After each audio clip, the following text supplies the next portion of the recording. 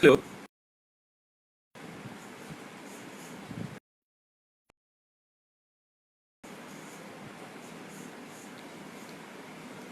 Hello.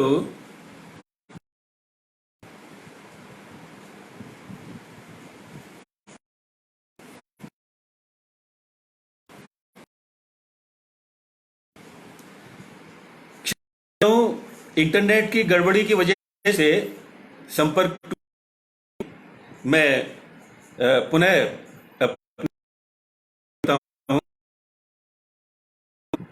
शाश्वत संस्कृति मंच के फेसबुक लाइव कार्यक्रम में मैं संस्था के सभी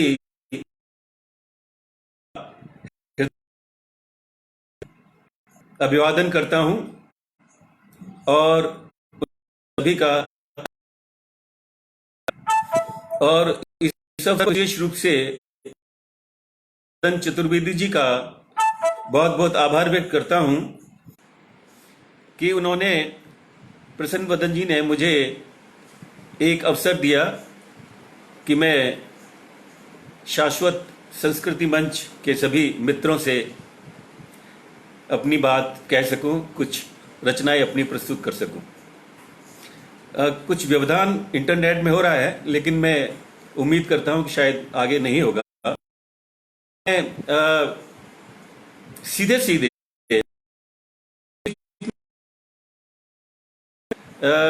छोटी मोटी कुछ बातें हैं जो आपसे शेयर करना चाहूंगा, वो भी मैं मुझे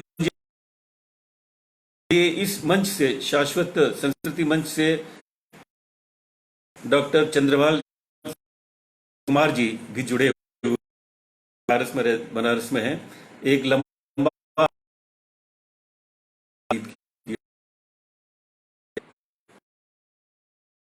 जी। तो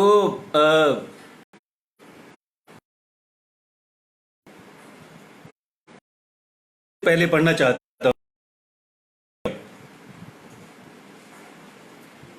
कि एक दिन मजबूरियां अपनी गिना देगा मुझे, एक दिन मजबूरियां अपनी गिना देगा मुझे, जानता हूं वो कहां जाकर दगा देगा मुझे। एक दिन मजबूरियां अपनी गिना देगा मुझे, जानता हूं वो कहां जाकर दगा देगा मुझे। और वो दिया हूं मैं जरूर, वो दिया हूं मैं जिसे आंधी बुझाएगी जरूर, पर यहां कोई न कोई फिर जला देगा मुझे। वो दिया हूं मैं जिसे जरूर, पर यहां कोई न कोई फिर जला देगा मुझे, गिना देगा मुझे, जानता हूं वो कहां जाकर दगा देगा मुझे। और दो तीन शेर और आपके साथ शेयर करना चाहता हूं, सुनिएगा, शायद अच्छे लगे आपको।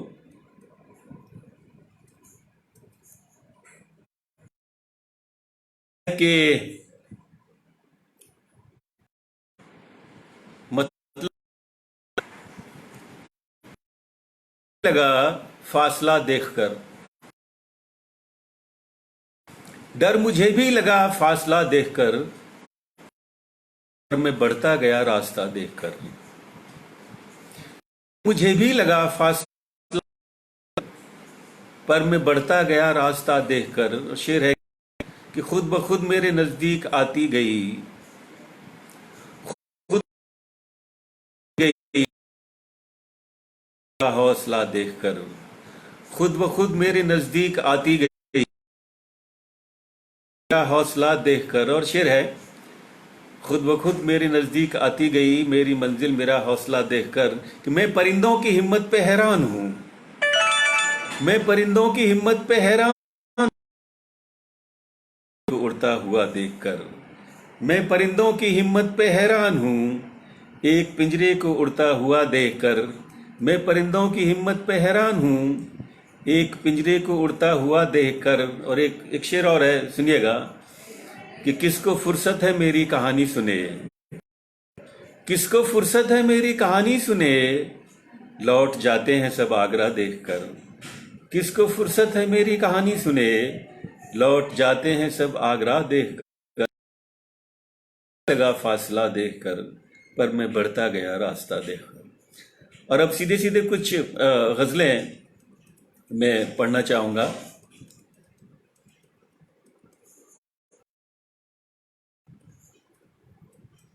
एक गज़ल, मुझे उम्मीद है मेरी आवाज़ तक पहुँच रही होगी। व्यवधान पता नहीं किस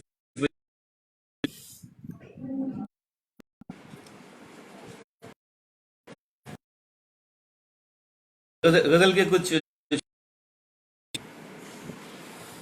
मदद के वास्ते खुलकर मना कोई नहीं करता,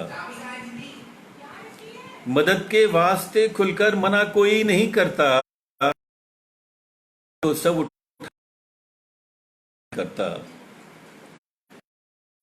मदद के वास्ते खुलकर मना, हलफ तो सब। और शेर है कि उसे आकाश में उड़ने के सपने सब दिखाते हैं, उसे आकाश में उड़ने के सपने सब दिखाते हैं, मगर पिंजरे से पंछी को रिहा कोई नहीं करता।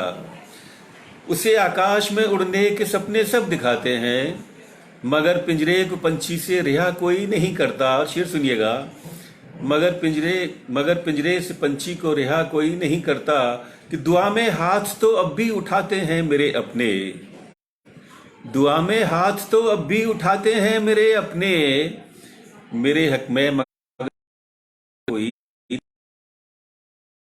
दुआ में हाथ है मेरे अपने, मेरे हक में मगर दिल से दुआ कोई नहीं करता। और शेर है कि ये उलझे हुए लोगों की दुनिया है, ये कारोबार में उलझे हुए लोगों की दुनिया है, किसी लाचार पर भी अब दया कोई नहीं करता।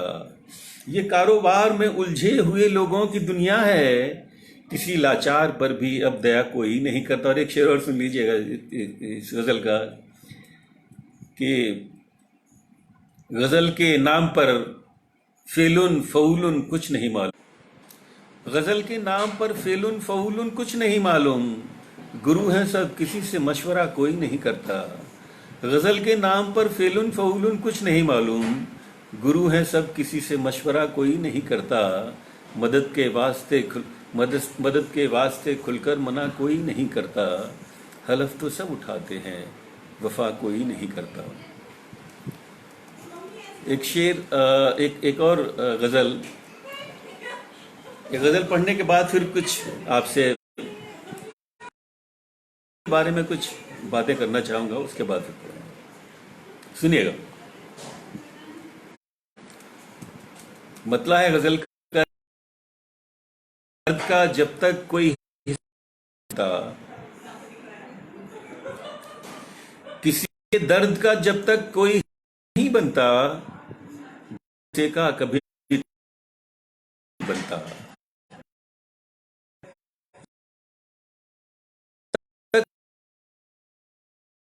भरोसे कहीं रिश्ता नहीं बनता। और शेर है कि भरोसे का कभी रिश्ता नहीं बनता, कि दरख्तों की तरह होता अगर इंसान का दिल भी,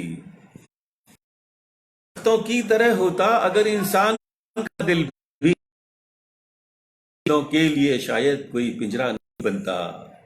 दरख्तों की तरह होता अगर भी, परिंदों के लिए शायद कोई पिंजरा नहीं बनता।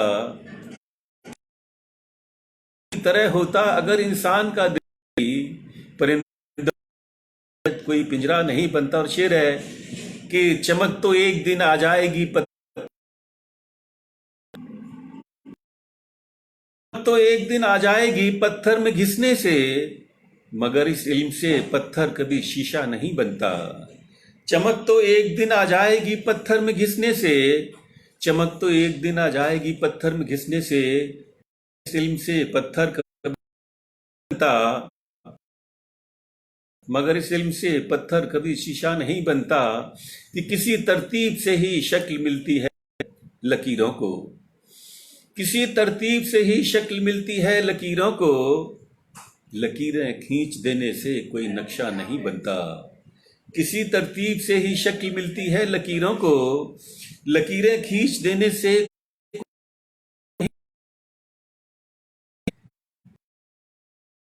कोई नक्शा नहीं बनता। और शेर है कि इसी को भाग्य कहते हैं, इसी को भाग्य कहते हैं, समंदर का रुका पानी। इसी को भाग्य कहते हैं, समंदर का रुका पानी। मचलता तो बहुत है पर कभी दरिया नहीं बनता। इसी को भाग्य कहते हैं, का रुका पानी। मचलता तो बहुत, दरिया नहीं बनता। जल का अक्सर नए रास्ते निकलते हैं, से ही अक्सर नए रास्ते निकलते हैं, अक्सर नए रास्ते निकल। पुरानी लीक पर चलकर नया रास्ता नहीं बनता। नए ख्वाबों से ही अक्सर नए रास्ते निकलते हैं, पुरानी लीक पर चलकर नया रास्ता नहीं बनता। किसी के दर्द का जब तक कोई हिस्सा नहीं बनता, भरोसे का कभी तब तक कहीं रिश्ता नहीं बनता। दरख्तों की तरह होता अगर इंसान का दिल भी, के लिए शायद कोई पिंजरा नहीं बनता। चमक तो एक दिन आ जाएगी पत्थर में घिसने से, मगर इस इल्म से पत्थर कभी शीशा नहीं बनता। और इससे पहले कि मैं अगली गज़ल तक पहुंचूं, गज़ल के बारे में छोटी छोटी कुछ बातें हैं जो कि ज़रूर करनी चाहिए। वो ख़ास तौर से इसलिए चूंकि गज़ल बेसिकली उर्दू की विधा है, लेकिन हिंदी में भी, हिंदी साहित्य में, हिंदी भाषा में बहुत सारी गज़लें,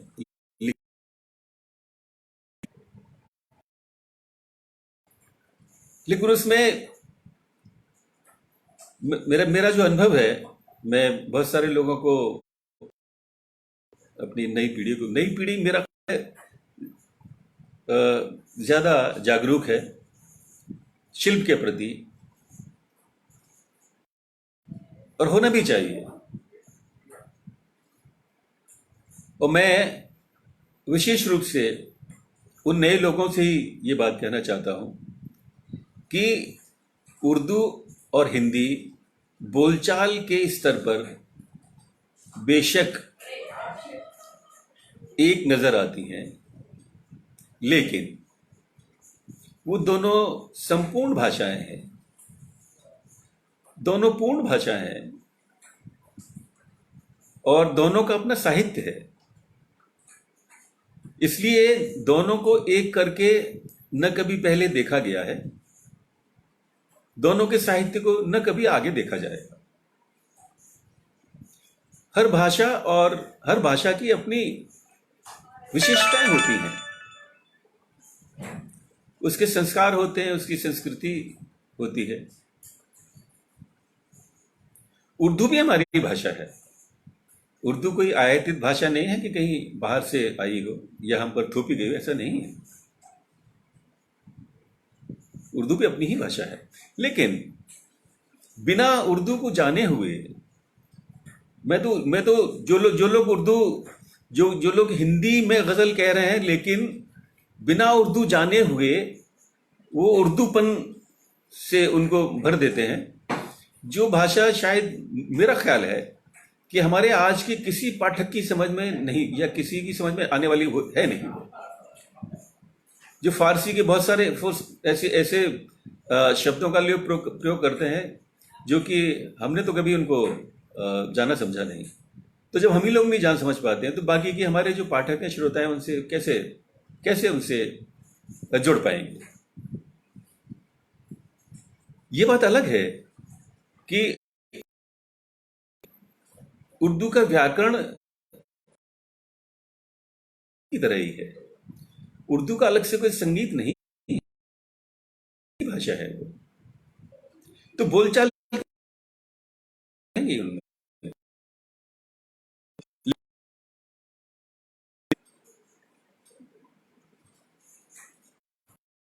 मेरा कहना यही है कि जो भी रचनाकार उसको तय कर लेना चाहिए कि वो किस भाषा का रचनाकार है और उसमें आगे बढ़े। उर्दू का है तो उर्दू में आगे बढ़े, हिंदी का है तो हिंदी में आगे बढ़े। बाकी हम सुनते समझते हैं, उर्दू गज़लें हम खूब पढ़ते हैं और सुनते भी हैं, कोई उसमें बुरी बात नहीं है। और मैं तो ये कल्पना करता हूँ कि आने वाले समय में जो अगर जिक्र होगा तो हिंदी गज़ल के नाम से ही होगा। वो आज नहीं होगा, 10 साल बाद होगा, 15 साल बाद होगा। गज़ल हिंदी गज़ल के नाम से ही पहचानी जाएगी।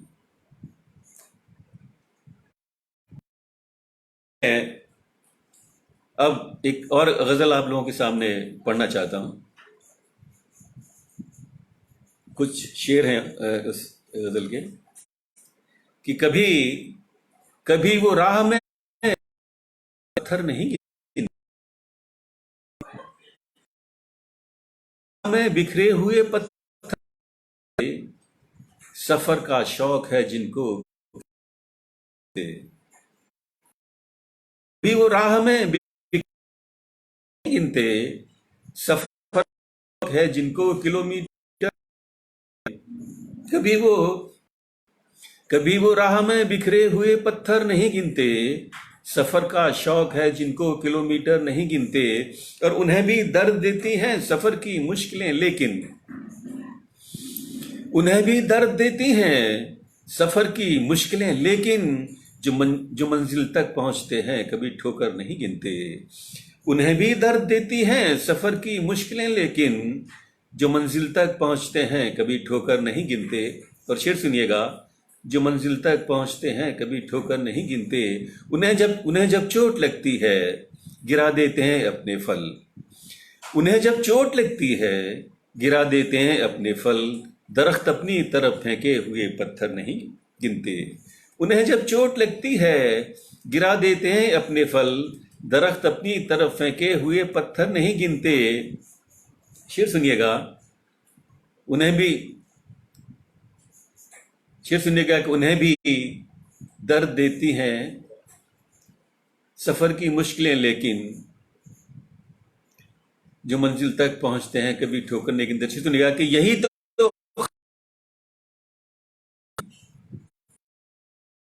यही तो खासियत होती है ईमान वालों की, कभी कभी ऊपर नहीं गिनते। यही तो खासियत होती है बस ईमान वालों की, कभी कभी नीचे नहीं गिनते, कभी ऊपर नहीं गिनते। और शेर है कि भला ये भी नहीं करते तो फिर हम और करते क्या। भला ये भी नहीं करते अगर एहसास में मंजर नहीं गिनते। भला ये भी नहीं करते तो हम फिर और करते क्या,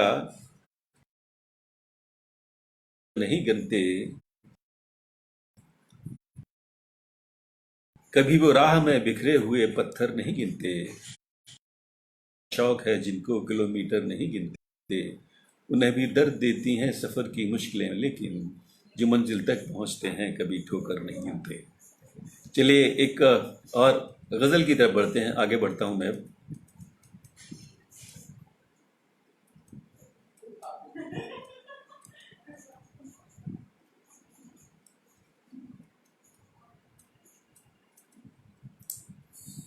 सुनिएगा, गजल का मतला है कि मेरा समय हालांकि व्यवधान इसमें हुआ बीच में इंटरनेट की वजह से, और उसमें काफ़ी समय ख़राब हो गया। मैं समझता हूँ अभी 5 मिनट करीब है, मैं 2 गज़लें हैं, एक ये गज़ल भी पढ़ता हूँ, उसके बाद एक गज़ल पढ़ के मैं अपने सुनेगा कि जिन्हें अच्छा नहीं लगता हमारा मुस्कुराना भी, जिन्हें अच्छा नहीं लगता हमारा मुस्कुराना भी, उन्हीं के साथ है कम वक्त ये पूरा ज़माना भी। जिन्हें अच्छा नहीं लगता हमारा मुस्कुराना भी, उन्हीं के साथ है कम वक्त ये पूरा ज़माना भी। शेर सुनिएगा, उन्हीं के साथ है कम वक्त ये पूरा ज़माना भी। इसी कोशिश में दोनों हाथ मेरे हो गए ज़ख्मी, इसी कोशिश में दोनों हाथ मेरे हो गए ज़ख्मी, चिरागों को जलाना भी हवाओं से बचाना भी। इसी कोशिश में दोनों हाथ मेरे हो गए ज़ख्मी, चिरागों को जलाना भी हवाओं से बचाना भी। शेर सुनिएगा कि अगर ऐसे ही आंखों में जमा होते रहे आंसू, अगर ऐसे ही आंखों में जमा होते रहे आंसू, किसी दिन भूल जाएंगे खुशी में मुस्कुराना भी। अगर ऐसे ही आंखों में जमा होते रहे आंसू, किसी दिन भूलेंगे खुशी में मुस्कुराना भी। शेर सुनिएगा कि उधर ईमान की जिद है कि समझौता नहीं कोई, उधर ईमान की जिद है कि समझौता नहीं कोई, मुसीबत है इधर दो वक्त की रोटी जुटाना भी। उधर ईमान की जिद है कि समझौता नहीं कोई, मुसीबत है इधर दो वक्त की रोटी जुटाना भी। और शेर है कि किसी गफलत में मत रहिए, किसी गफलत में मत रहिए, नजर में आंधियों के है। किसी गफलत में मत रहिए, नजर में आंधियों के है, तुम्हारा आशियाना भी हमारा शामियाना भी। किसी गफलत में मत रहिए, नजर में आंधियों के है, तुम्हारा आशियाना भी हमारा शामियाना भी। और दो शेर और हैं इस गजल में, सुनिएगा। तुम्हारा आशियाना भी हमारा शामियाना भी। और शेर है कि परिंदों की जरूरत है खुला आकाश भी, लेकिन परिंदों की जरूरत है खुला आकाश भी, लेकिन कहीं कहीं पर शाम ढलते ही जरूरी है ठिकाना भी। की जरूरत है खुला आकाश भी, लेकिन कहीं पर शाम ढलते ही जरूरी है ठिकाना भी। और आखिरी शेर कि ज्यादा सोचना बेकार है इतना समझ लो बस, ज्यादा सोचना बेकार है इतना समझ लो बस, इसी दुनिया से लड़ना है इसी से है निभाना भी। ज्यादा सोचना बेकार है इतना समझ लो बस, इसी दुनिया से लड़ना है इसी से है। जिन्हें अच्छा नहीं लगता हमारा मुस्कुराना भी, उन्हीं के साथ है कम की कोशिश में दोनों जख्मी, भी हवाओं से बचाना भी। और एक चलते चलते एक गज़ल में पढ़ के आप लोगों से विदा लेता हूं। और मैं पुनः एक बार हृदय से आभार व्यक्त करता हूं संस्था के आप सभी सदस्यों का और मित्रों का और भाई प्रसन्न वदन जी का, जिन्होंने एक मुझे बहुत अच्छा अवसर दिया संस्था के सदस्यों से बातचीत करने का। सुनिएगा।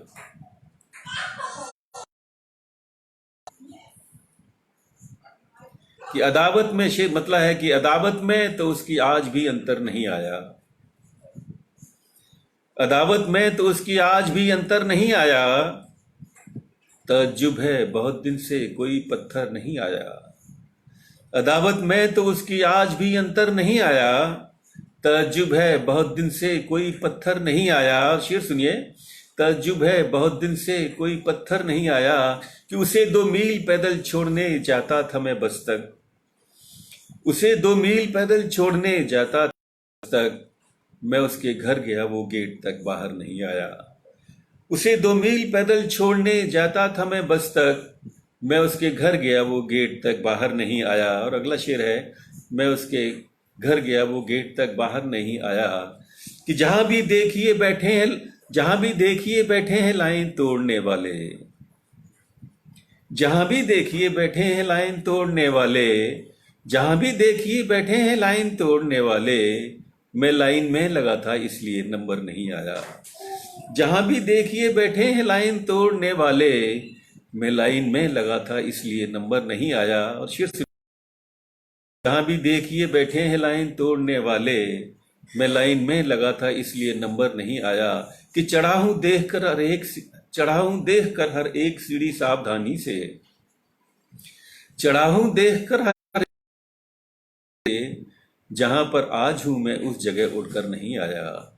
चढ़ा हूं देखकर हर एक सीढ़ी,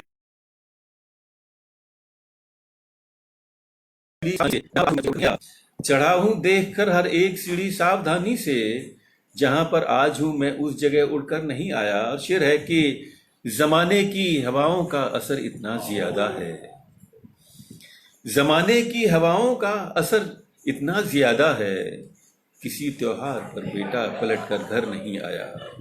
जमाने की हवाओं का असर इतना ज्यादा है, किसी त्योहार पर बेटा पलट कर घर नहीं आया। और आखिरी शेर है कि, कि किसी को मशवरा क्या दूं, किसी को मशवरा क्या दूं कि ऐसे जी कि किसी को मशवरा क्या दूं कि ऐसे जी कि वैसे जी, जब ये जीवन भर नहीं। किसी को मशवरा क्या दूं कि ऐसे जी कि वैसे जी, मेरी खुद की समझ में जब ये जीवन भर नहीं आया। अदावत में तो उसकी आज भी अंतर नहीं आया। तज्जुब है बहुत दिन से कोई पत्थर नहीं आया। उसी 2 मील पैदल छोड़ने जाता था मैं बस तक, मैं उसके घर गया वो गेट तक बाहर नहीं आया। और जहाँ भी देखिए बैठे हैं लाइन तोड़ने वाले, मैं लाइन में लगा था इसलिए नंबर नहीं आया। तो इस प्रकार आज की ये फेसबुक लाइव की सभा मैं समझता हूँ संपन्न होती है। और मेरा ख्याल है शायद आप लोगों को थोड़ा बहुत आनंद आया हो मेरे काव्य पाठ से। मैं पुनः भाई प्रसन्न वदन जी का आभार व्यक्त करता हूँ और आप सभी को शुभकामनाएं देता हूँ और उम्मीद करता हूँ फिर कभी आपसे आपसे बातचीत करने का अवसर मिलेगा तो फिर कुछ गज़लें ज़रूर और कुछ गज़लें आपके सामने प्रस्तुत करूँगा। बहुत बहुत आभार, बहुत बहुत धन्यवाद। नमस्कार।